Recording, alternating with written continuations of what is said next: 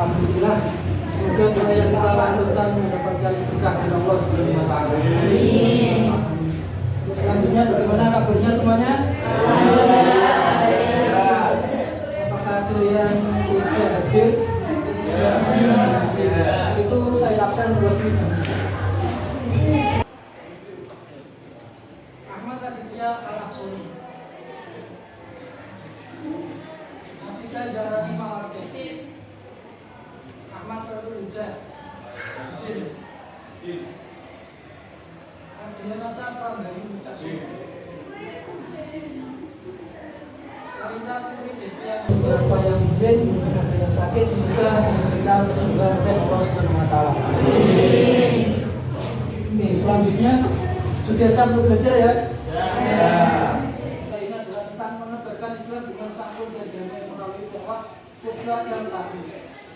Dan tujuan pelajarannya yaitu mendefinisikan pengertian dari perlunya serta ada perlunya dakwah, menjelaskan tujuan dan sasaran serta syarat dan metode dakwah, menjelaskan metode Quran dalam menyajikan materi dan metode dan strategi dakwah, kemudian mendefinisikan pengertian syarat khotib dan syarat-syarat dua khutbah, lalu menjelaskan rukun dan sunnah khutbah serta adat sholat Jumat, menjelaskan praktek khutbah Jumat, menjelaskan persamaan dan kebenaran dakwah dan khutbah, mendefinisikan pengertian dan dalil agama takfir, menjelaskan ketentuan atau tata cara perangkat atau praktek, terdiri dari tahap persiapan, pelaksanaan dan konsolidasi tahap. Jadi sebelumnya kita sudah belajar bersama dan Mbak Bibi sudah menyampaikan terkait dengan menghindari perkelahian pelajar, minuman keras dan narkoba. Kemudian ada pertanyaan formatif untuk mengingat kembali materi sebelumnya di pertemuan ini. Mengapa kita harus menghindari perkelahian pelajar, minuman keras dan narkoba? Mengapa kira-kira? Silakan yang mau menjawab. Mbak Elvira, silakan.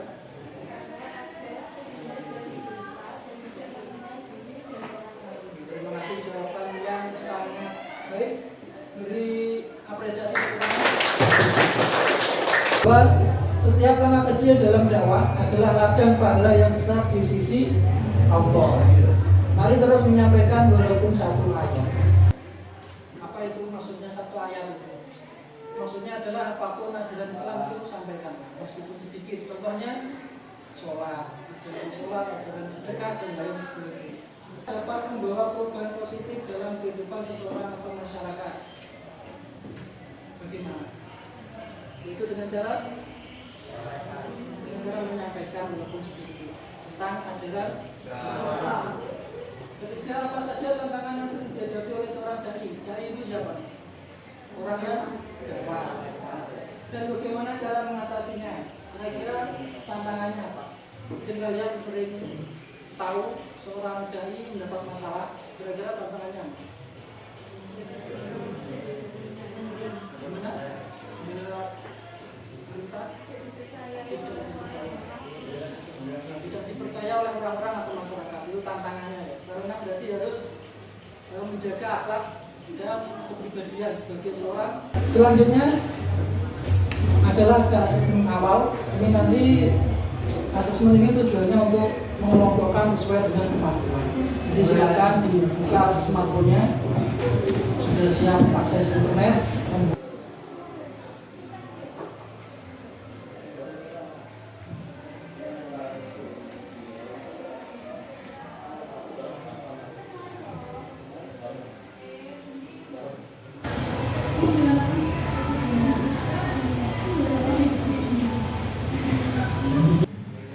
Sekarang kita baca bersama-sama.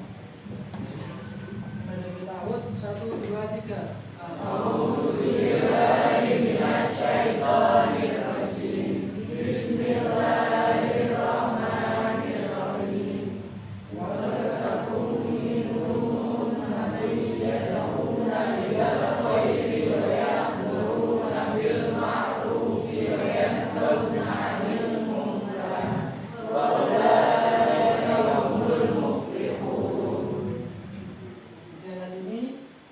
Maksudnya adalah kita disuruh, diperintah oleh Allah untuk berbuat yang baik dan menghindari yang buruk. Jadi melakukan kebaikan dan mencegah keburukan, dan kita disuruh untuk menyeru. Menyeru itu mengajak, memberi nasihat dan lain sebagainya. Oke, lanjut. Ini ada video praktek juga, mohon disimak terlebih dahulu.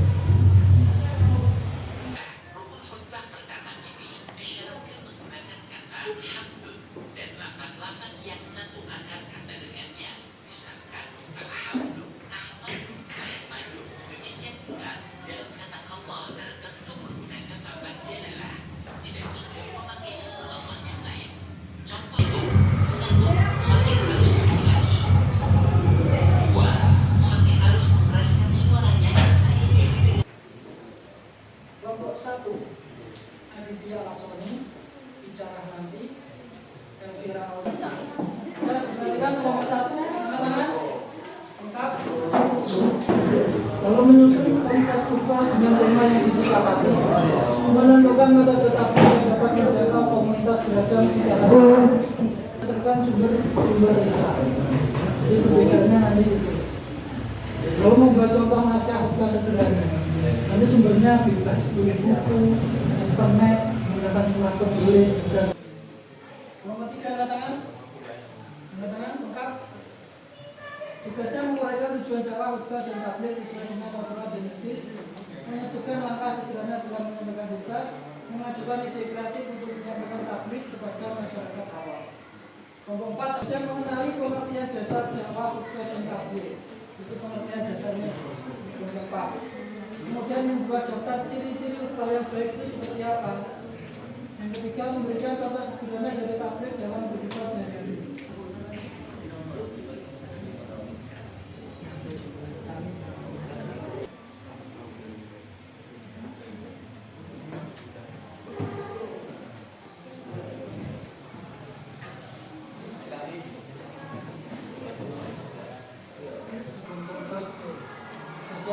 Assalamualaikum warahmatullahi wabarakatuh. Perkenalkan, nama saya Ki Ayu Wulandari, absen. Mengenali pengertian dasar dakwah, khutbah dan tabligh. Dakwah adalah usaha mengajak manusia untuk berbuat kebaikan dan menjauhi kemungkaran. Sedangkan khutbah adalah ceramah agama yang telah ditentukan waktunya dan tabligh. Selanjutnya sesi diskusi atau tanya jawab. Silakan apabila ada yang bertanya atau mengajukan pertanyaan. Silakan, Bapak Sri Wahyudi.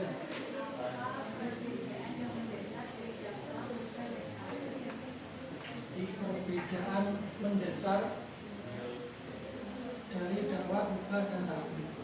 Pertama antara khutbah dan tabligh adalah bahwa khutbah memiliki syarat dan rukun, sedangkan tabligh tidak.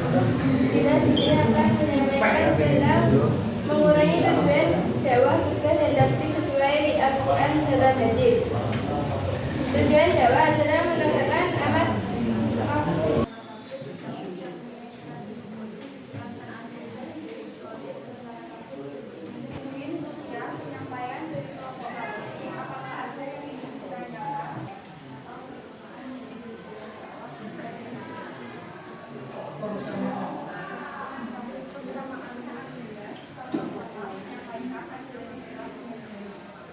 jelas ya. Tujuannya menyampaikan ajaran Islam dengan baik. Tujuannya sama. Tapi Di sini kita akan mempresentasikan hasil diskusi kita. Strategi dakwah yang efektif untuk menghadapi tantangan di era digital. Jawabannya, di era digital ini, berbagai cara digunakan oleh para dai atau orang-orang yang ingin menyebarkan agama Islam dengan memanfaatkan teknologi dan media digital. Berikut beberapa strategi dakwah era digital. 1. Membangun brand personal sebagai seorang dai di era digital. Sebelum presentasi kita akhiri, apakah ada yang ditanyakan? Tapi yang tapi kan baik itu bagaimana? Mungkin dihubungkan dengan zaman sekarang. Mungkin itu yang